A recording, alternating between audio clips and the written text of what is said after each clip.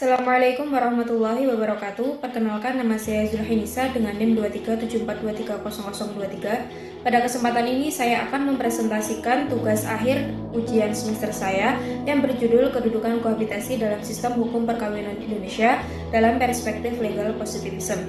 Tugas ini disusun sebagai kajian akademik dalam bidang hukum keluarga Islam dengan fokus utama pada relasi antara hukum perkawinan dan hukum pidana setelah berlakunya Kitab Undang-Undang Hukum Pidana tahun 2023. Untuk memahami urgensi penelitian ini, saya akan memulai dengan melihat konteks sosial dan hukum yang melatar belakangi munculnya persoalan kohabitasi di Indonesia.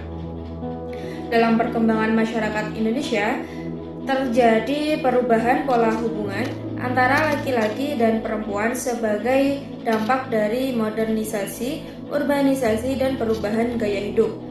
Perubahan sosial tersebut tidak hanya mempengaruhi cara pandang masyarakat terhadap institusi perkawinan, tetapi juga memunculkan bentuk-bentuk relasi baru yang sebelumnya tidak dominan dalam kehidupan sosial. Salah satu fenomena yang muncul adalah praktik kohabitasi atau kumpul kebo, yaitu hidup bersama antara laki-laki dan perempuan tanpa adanya ikatan perkawinan yang sah.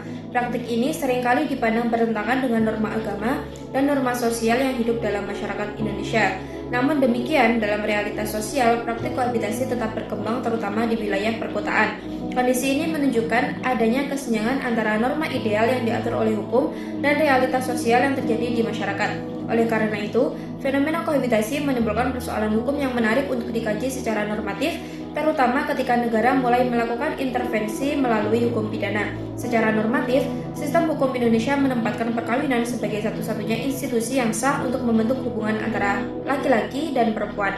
Hal ini ditegaskan dalam pasal 1 Undang-Undang Nomor 1 Tahun 1974 tentang perkawinan yang mendefinisikan perkawinan sebagai ikatan lahir batin antara seorang pria dan seorang wanita dengan tujuan membentuk keluarga yang bahagia dan kekal berdasarkan ketuhanan yang Maha Esa. Namun, persoalan muncul ketika praktik kohabitasi yang sebelumnya berada di luar rezim hukum keluarga kemudian diatur dan dikriminalisasi dalam KUHP tahun 2023. Kondisi ini menimbulkan pertanyaan mendasar mengenai konsistensi sistem hukum nasional, khususnya hubungan antara hukum perkawinan dan hukum pidana. Berdasarkan latar belakang tersebut, penelitian ini merumuskan dua permasalahan utama. Yang pertama, bagaimana kedudukan kohabitasi dalam kaitannya dengan sistem hukum perkawinan di Indonesia jika ditinjau dari perspektif legal positivism. Kedua, apakah pengaturan kohabitasi dalam KUHP 2023 telah menciptakan kepastian hukum bagi masyarakat dan juga aparat penegak hukum. Tujuan dari penelitian ini adalah untuk menganalisis secara normatif kedudukan kohabitasi dalam sistem hukum perkawinan di Indonesia berdasarkan hukum positif yang berlaku. Selain itu, penelitian ini juga bertujuan untuk mengkaji apakah kriminalisasi kohabitasi dalam KUHP 2023 telah memenuhi prinsip kepastian hukum, khususnya dari segi kejelasan norma dan konsistensi pengaturannya dalam sistem hukum nasional. Penelitian ini secara tegas tidak bertujuan menilai kohabitasi dari sudut pandang moral atau agama, melainkan menilai keberlakuan dan konsistensi normatifnya dalam sistem hukum positif. Secara teoritis, penelitian ini diharapkan dapat memberikan kontribusi bagi pengembangan ilmu hukum, khususnya dalam kajian hukum perkawinan dan hukum pidana di Indonesia. Penelitian ini juga diharapkan dapat memperkaya diskursus akademis mengenai batas intervensi negara terhadap ranah privat dalam perspektif legal positivism.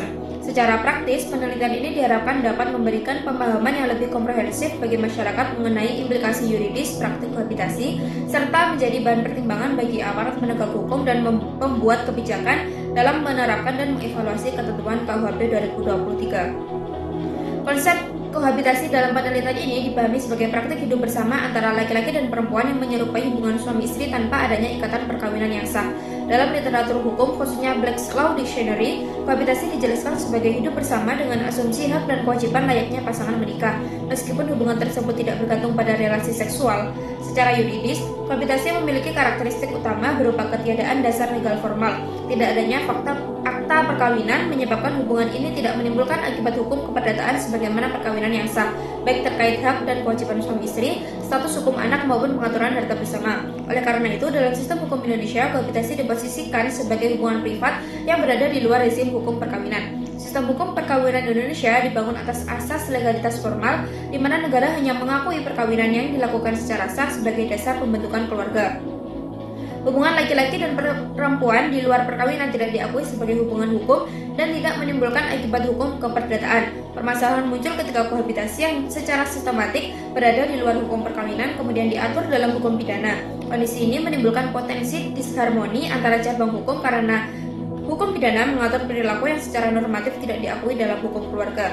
Kepastian hukum merupakan prinsip fundamental dalam negara hukum atau Rechtsstaat. Prinsip ini menuntut agar hukum memberikan pedoman yang jelas, tegas, dan dapat diprediksi oleh masyarakat. Dalam hukum pidana, kepastian hukum diwujudkan melalui asas legalitas, khususnya prinsip nullum crimen, nulla poena sine legislata. Prinsip ini menghendaki agar setiap rumusan delik pidana disusun secara jelas dan tidak multitafsir, sehingga tidak membuka ruang penyalahgunaan kewenangan dalam penegakan hukum. Untuk menganalisis persoalan tersebut, penelitian ini menggunakan teori legal positivism sebagai kerangka teoritis utama. Legal positivism memandang hukum sebagai norma yang berlaku karena ditetapkan oleh otoritas yang sah melalui prosedur formal, bukan karena pertimbangan moral atau agama. Hans Kelsen melalui Pure Theory of Law menekankan bahwa validitas norma hukum ditentukan oleh kedudukannya dalam hierarki norma, bukan oleh baik atau buruknya isi norma tersebut. Pemikiran ini dilengkapi oleh H.L.A. Hart dengan konsep rule of recognition yang menegaskan bahwa suatu norma menjadi hukum karena diakui dan diterapkan oleh lembaga yang berwenang. Penelitian ini merupakan penelitian hukum normatif yang memandang hukum sebagai norma atau kaidah yang tertuang dalam peraturan perundang-undangan dan doktrin hukum. Penelitian ini tidak meneliti perilaku masyarakat secara empiris, melainkan mengkaji substansi norma dalam hukum positif yang mengatur kohabitasi dalam sistem hukum Indonesia.